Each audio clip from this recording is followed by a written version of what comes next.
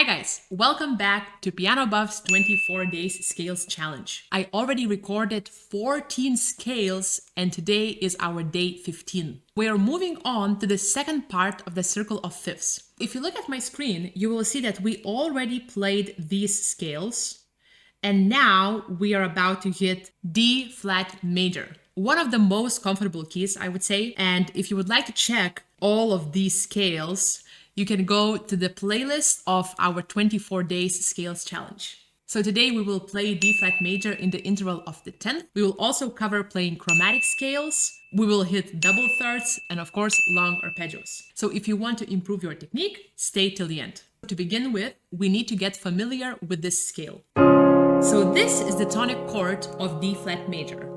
And this is D flat major. We are having 5 flats. D flat, E flat, G flat, A flat, B flat, and that's it. Let's play D flat major in parallel motion using 4 octaves.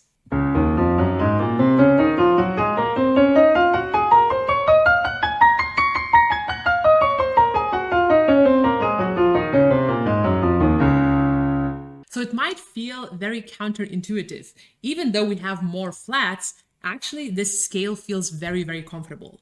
If we immediately want to improve this, we can always make it more difficult by adding an interval of a 10th. Instead of just playing mindlessly, you can always connect your ear and listen whether your left and right hands are together.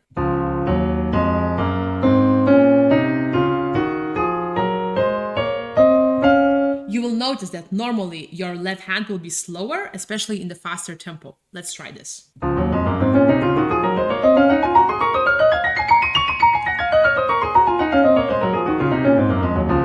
I could immediately hear that my left hand was less even than my right hand. But this is totally normal because obviously left hand is a tiny bit weaker than the right hand. So you can always practice this alone. If you've been watching these videos, you probably saw that I'm a big fan of practicing separate hands. This is why I introduced this practice today.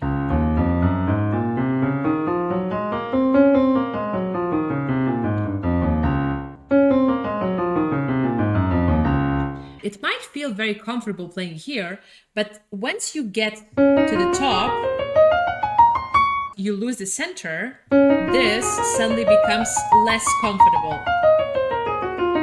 And this is where most of the unevenness happens, actually. How do you observe if something is wrong? This is where you have to connect your ears. Always when you practice, be very, very careful and very focused. Don't just practice moving your fingers. This is not like the gym. Although, if you go to the gym, you know if you want to activate your muscles, you will need to think about the muscle group you're training. So, just for fun, let's play this in a very fast tempo.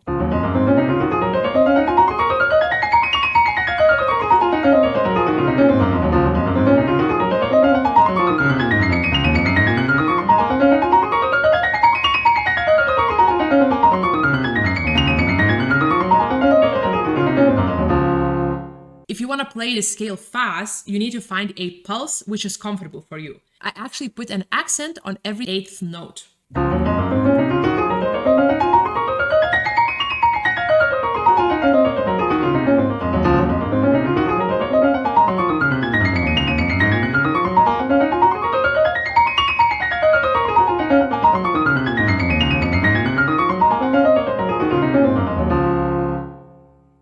So this was playing the scale in tenths. Now let's move on into practicing our double thirds. If you ever touch the piano, you will probably know that double thirds are a real hell for every single pianist. And you probably know this famous etude by Chopin. If you want to improve your double thirds, this is the etude to go. But today we're doing something slightly easier than playing the etude of Chopin. If you look at my screen, you will see that I made this little system, which will help you to figure out what fingering you have to use in playing D flat major in double thirds. One of the most important things is to remember how you start, which finger you put at the beginning. Of course, I would like to show you this by practicing separate hands, because this is our practice session. We are not performing. This is why I'd like to break it down. And obviously playing both hands is much more difficult because you have two different things happening at the same time. So if you look here, I've written down that the right hand will start with 2-4, and then the left hand will start 5-3. And the most important thing is to remember where will you put your fifth finger. So in the right hand, you will put your fifth finger on G flat and C. Let's try it. So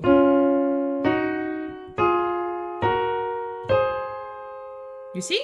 And then another important thing is to remember where will you put your second finger. And this goes like this.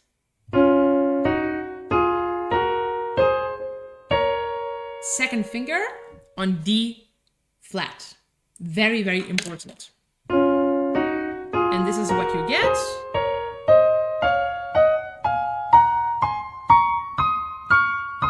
Same back.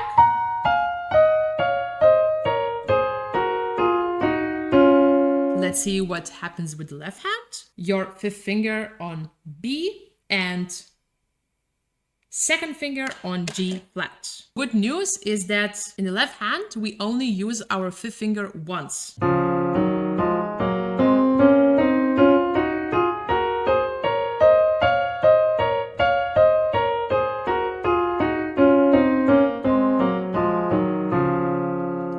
To learn the fingering better, you can always practice this by breaking down the third. Instead of playing it together,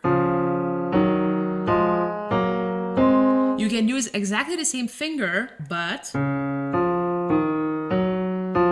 break down the third.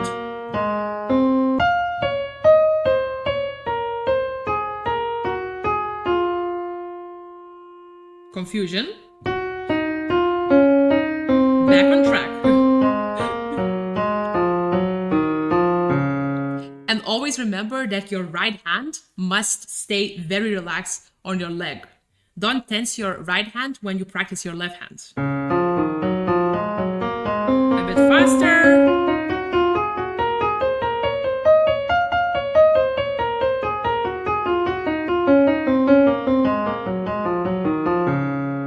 And now if you remember, in some previous videos, I showed this exercise, which you can also use here. Imagine as if you're playing the scale with the lower voice and then release the upper voice.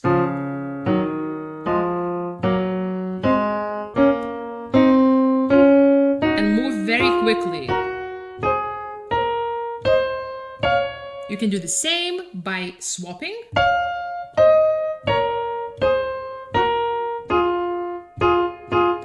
Wrong finger.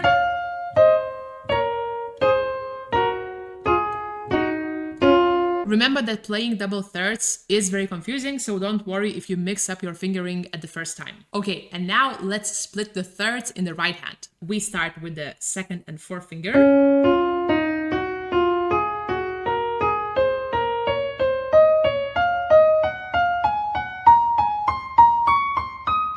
And then you can also play this by prolonging the lower voice. So.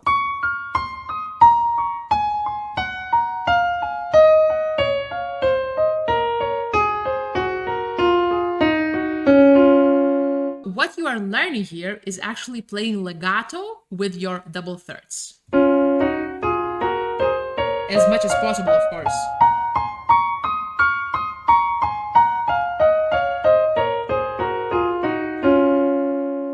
And this is how you practice your double thirds. Okay, moving on, we will practice our long arpeggios. Let's immediately add a rhythmical variation to the long arpeggio.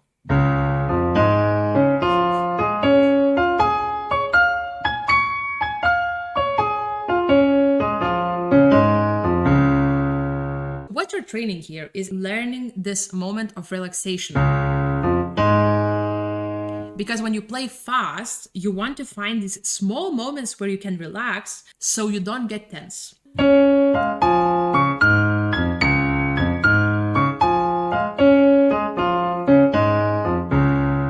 And let's play this simply.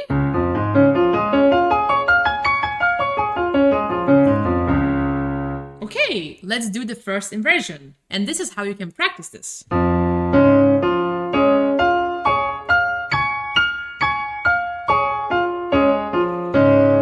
So again, you're learning the position.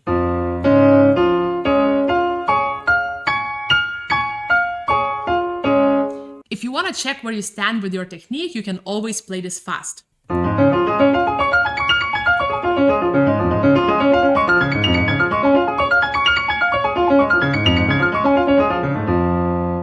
So you probably heard that I had some imperfections in the thumb motion, and also sometimes I would miss my second finger. Obviously, these are normally the problems. So when you practice, be aware of what your second finger is doing and if your thumb is moving fast enough. So for example, here.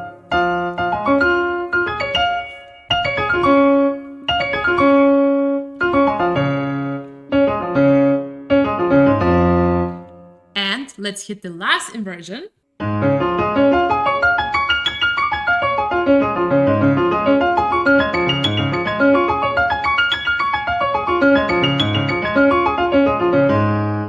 If you play this for the first time, it will feel very awkward, but you'll see, with practice, it will get better. I feel that I haven't practiced this second inversion of D flat major for a while, and it already feels a little bit uncomfortable, but as you know, everything can be better with practice. Okay, and to make this practice session even more fun, let's play some chromatic scales. So the good news about chromatic scale is that more or less they are the same from any key. I would like to show you a couple of different fingering options. Normally, we would use only our thumb, second, and third finger while playing chromatic scale, just like this. But when I was studying at the Royal Conservatoire of Scotland, actually I learned a great trick. There is one spot where you can use your fourth finger, and this place is just here. So let's look at it a bit slower.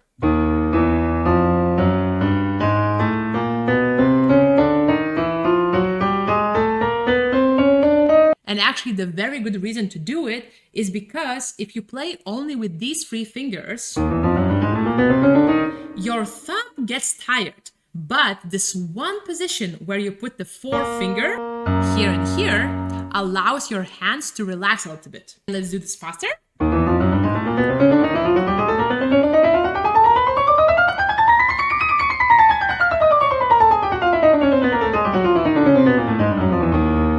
I mixed it up at the end, but I hope you can forgive me. Thank you so much for practicing with me today. If you like these videos, please leave us a comment. Let us know what you like about these exercises. If you tried any of these exercises, did it work? And of course, you can always join our Patreon community where we connect with you directly. Happy practicing, and I'll see you tomorrow.